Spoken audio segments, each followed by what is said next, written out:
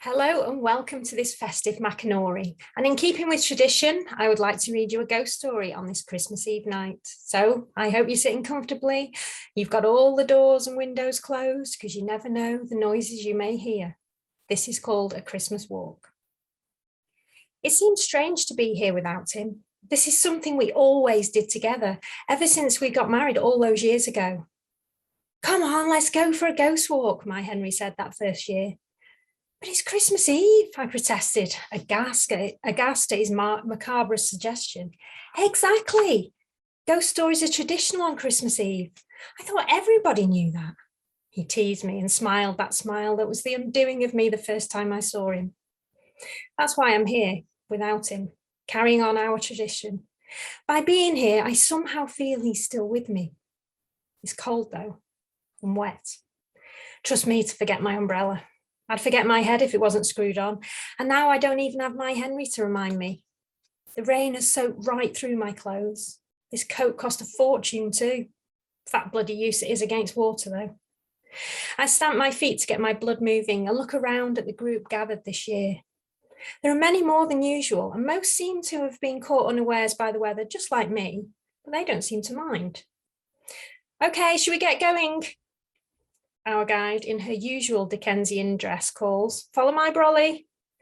Bit hard to do in the dark, I grumble and hear a snigger from beside me. I turn to see a young couple, also in fancy dress it would seem, arm in arm.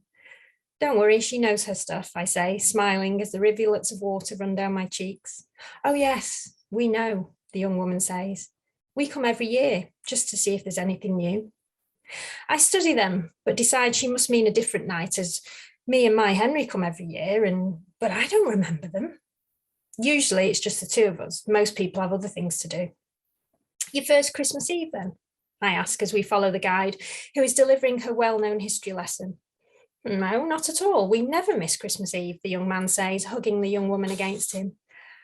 I've not seen you before, I say, and again study them, but draw a blank. Perhaps you weren't looking hard enough, the young woman says, smiling before urging the young man forward to join the main group, who greet them warmly. I'm not ashamed to say I am rather put out by her comment. I may not be many things, but I am observant. Nosy, my Henry used to say. If they really have been on Christmas Eve, I would remember. I make it my business. I hang back and keep away from them. I wish my Henry was here to hold my hand and reassure me. I shiver as water trickles down the back of my neck. I can't wait to get home to the warm, but not yet. This is our tradition. And here, above this well-known shop, the ghost of Elise May awaits the return of her beloved. I look up and shudder as I see a palm pressed against the window, breath fogging the glass. Elise waited for weeks, refusing both food and water, sure he would come back to her, but he never did. To this day, Elise can be seen at the window and heard pacing the floors, as the staff who work in the shop have reported. I continue to watch the window, impressed the ghost tour has finally changed things, but I don't see a face. You came back for me though, didn't you? Eventually, the young woman cries, giggling and feigning a swoon, her bow catching her. Always, my love. I roll my eyes. Young people these days are so dramatic. As we walk, I inhale the damp air, the moon bright between the clouds. And here in the town square, the most famous of all hangings took place, our guide says. I gasp as I stare at the gallows as towering before me and search for the wires holding the man who is dangling by his neck at the end of the rope. But I don't see any wires. Thomas Burke did nothing more than steal a loaf of bread. Had to feed the nippers, a man with the young couple quips, making the group laugh. Our guide, professional as she is, ignores them and continues. The mayor, wanting to curb theft in the town, decided to make an example of Burke. Didn't work though, did it, boys? The man says, nudging the men he's with. They guffaw.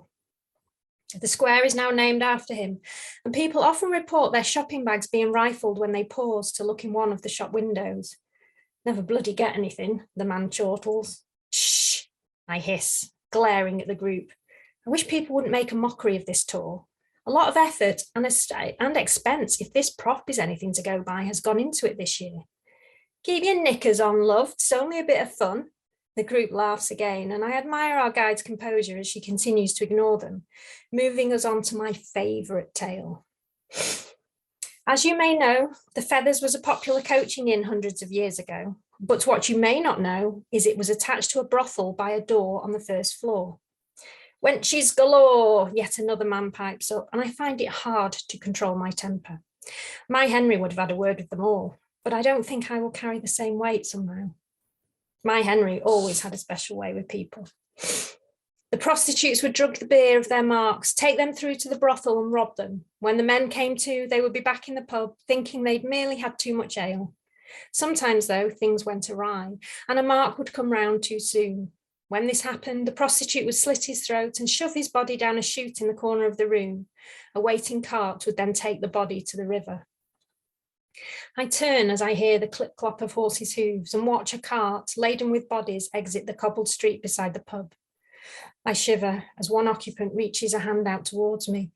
"Help me," he gurgles, and I have to stop, my hand resting against my chest as I regain composure.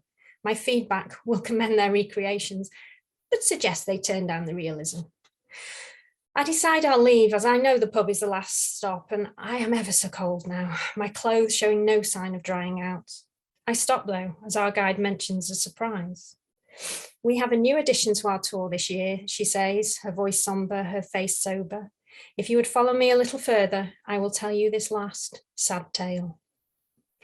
I am still tempted to leave, but my Henry would never forgive me, so I pull my sodden coat tighter and follow out the guide down to the stone bridge spanning the river. This bridge is another favourite of ours. We would play poo sticks from it in the early days of our marriage before the hustle and bustle interrupted. It is also where my Henry proposed. I sigh as I lean over and stare into the fast-moving, swirling water below. I so wish my Henry was still here. Droplets fall and I brush them away, but they don't stop, the dam having burst on this night, which meant the world to us. I force myself to turn away from the angry waters and listen to this new ghost story. This is a tale that weighs heavy on my heart. It is the story of Mary, who, not too long ago, lost her beloved husband. The two had been childhood sweethearts, married over 60 years. They were inseparable, their lives so intertwined that if you saw one, you would always see the other. Then suddenly, without warning, Mary awoke to find herself alone. There was no one for Mary to lean on, no family, no friends. Throughout their lives, they had always been enough for each other. So heartbroken was Mary that one night, not long after his death, she came to this very bridge, which held special significance for the Chases, and she threw herself into the rapids below and drowned. Mary is said to haunt this bridge on Christmas Eve, the night she and her husband, Henry, used to come on this very ghost walk. I gasp as she mentions my Henry, staring at her as I catch up with the story she's just told. "I'm a Mary Chase," I say as I prod myself in the chest. The once raucous group turn and look at me. The guide, oblivious to my plight, and the young woman steps forward and takes my hand. "We know you are Mary. We've been waiting for you." But my Henry, it's not long." "It's been 4 years, Mary," the young man says. "It's taken you this long to see us." "Welcome to the club," one of the others says. I gape at them, not understanding, and then I hear our guide again. "If you look closely, at just before midnight, you will see her wet footprints." A young couple stares at the ground, the woman gasping and pointing as their gazes and that of our guide race towards me. "Come with us now, Mary," the young woman says, the rest of the group dissipating as the town clock chimes midnight. "Henry is waiting for you." Well, I hope you enjoyed this Christmas Eve ghost story, and I would like to wish you all a lovely Christmas and a prosperous new year. Take care, and I'll see you soon.